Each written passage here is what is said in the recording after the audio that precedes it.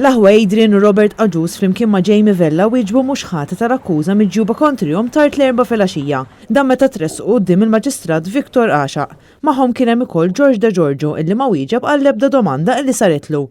George De Giorgio u Jamie Vella qed ikunu akkużati li wettqu l-qtil tal-avukat Carmel Kirkhope, filwaqt li Adrian u Robert Aġus u George De Giorgio qed ikunu akkużati bl-involviment tagħhom fil-qtil tal-avukat Carmel Kirkhope, kif ukoll issupplixxew il-bomba li swit il-ħajja tal-ġurnalista Daphne Caruana Galizia fl-2017. Fawla numru 22 l-4 akkużati deru quddiem il-Maġistrat Għaxaq taħt sigurtà stretta, filwaqt li wieħed mill-akkużati huwa pożittiv għal COVID-19.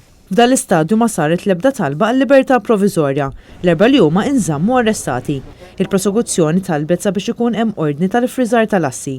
Il-qorti laqgħet din it-talba.